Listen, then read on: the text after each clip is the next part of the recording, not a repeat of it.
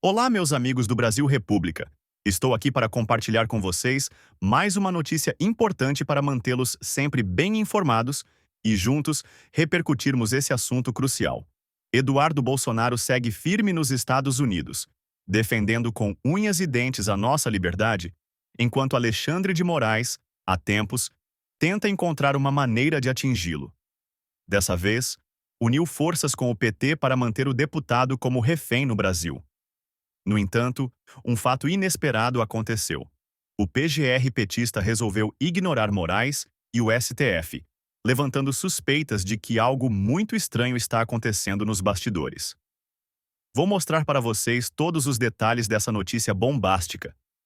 Fiquem comigo até o final para entenderem o que realmente está em jogo. PGR ignora prazo do STF para se manifestar sobre passaporte de Eduardo Bolsonaro. O Procurador-Geral da República, Paulo Gonet, decidiu não cumprir o prazo estabelecido pelo Supremo Tribunal Federal, STF, para que a Procuradoria-Geral da República, PGR, se manifestasse sobre o pedido de apreensão do passaporte do deputado Eduardo Bolsonaro, PLSP. A solicitação foi enviada pelo ministro Alexandre de Moraes na véspera do Carnaval, com um prazo de 5 dias para a resposta. O pedido faz parte de uma notícia-crime apresentada por parlamentares do Partido dos Trabalhadores, PT, que acusam o filho do ex-presidente Jair Bolsonaro de crime contra a soberania nacional. Segundo a petição, Eduardo teria articulado com políticos americanos ações para constranger e retaliar o STF e o Brasil. Apesar da determinação do Supremo Tribunal Federal, Gonet indicou a pessoas próximas que não pretende cumprir o prazo, argumentando que está priorizando outros casos considerados urgentes, inclusive processos não penais. O procurador-geral avalia que, no caso de Eduardo, o prazo fixado seria impróprio, um termo jurídico usado para indicar que o descumprimento não gera consequências para o andamento do processo. Que país é este em que um condenado em 3 instâncias por corrupção e lavagem de dinheiro pode ocupar a cadeira de presidente da República? Foi tudo muito bem planejado, cada passo, ainda que trôpego, cambaleante, foi tudo feito diabolicamente desde o início, não com minutas fajutas, apócrifas, sem nenhum valor. As artimanhas foram sendo implementadas desavergonhadamente, sempre com a desculpa de que a democracia brasileira corria sérios riscos. Contra fascistas e nazistas vale tudo. Essa sempre foi a mensagem. Eles tinham de ser identificados, calados, eliminados, esmigalhados. As leis que se danem. Foi um jogo macabro de cartas marcadas com um único resultado possível. O triunfo dos imorais, dos ilegais, dos tiranos mequetrefes, dos patifes. Depois das denúncias esfareladas contra Jair Bolsonaro e meses antes de seu julgamento, já discutem em que lugar ele ficará preso. Sim, a prisão parece certa e largá-lo num quartel do Exército não parece indicado. Imagina, Bolsonaro poderia ter contato com militares, bolsonaristas poderiam acampar do lado de fora, fazer arruaça. O que ficou claro é que só a ocupação de um país inteiro por tiranos e só a arruaça que eles fazem invariavelmente podem ser aceitas. Já faz tempo que não há mais cadeia para os corruptos, para os abusadores, para os verdadeiros fora da lei.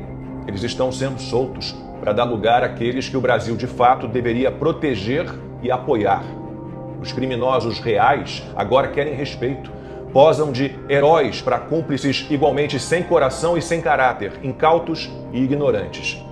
Que país é este em que um condenado em 3 instâncias por corrupção e lavagem de dinheiro pode ocupar a cadeira de presidente da República? O relatório da Polícia Federal, que embasou o oferecimento da denúncia, aliás, a denúncia, em boa parte, é arrimada nesse relatório de 889 laudas, esse relatório utiliza o advérbio possivelmente por 96 vezes. Né?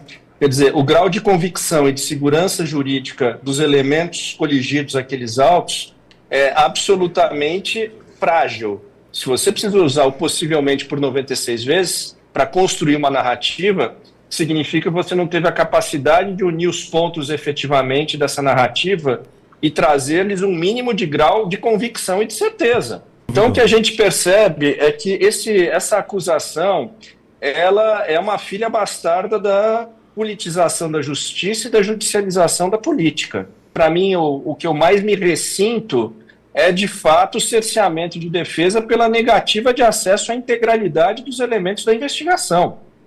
Né? Nós, recorrentemente, ao longo do inquérito e após o oferecimento da denúncia, peticionamos por diversas vezes, não apenas nós, como os outros corréus, no sentido de termos acesso à integralidade dos elementos que foram coligidos durante a investigação. Vejam vocês, nós tivemos ali 38 mandados de busca e apreensão cumpridos e tivemos acesso simplesmente à mídia de 7 telefones celulares. Nós não tivemos acesso à mídia do telefone celular do nosso próprio cliente, do presidente Bolsonaro. A resposta que nos vem quando peticionamos pedindo acesso a tudo isso o ministro dizendo, olha, tudo que está nos autos vocês tiveram acesso. O problema é que eu não tive acesso ao que não está nos autos. Ter acesso aos autos não é igual a ter acesso à integralidade das provas.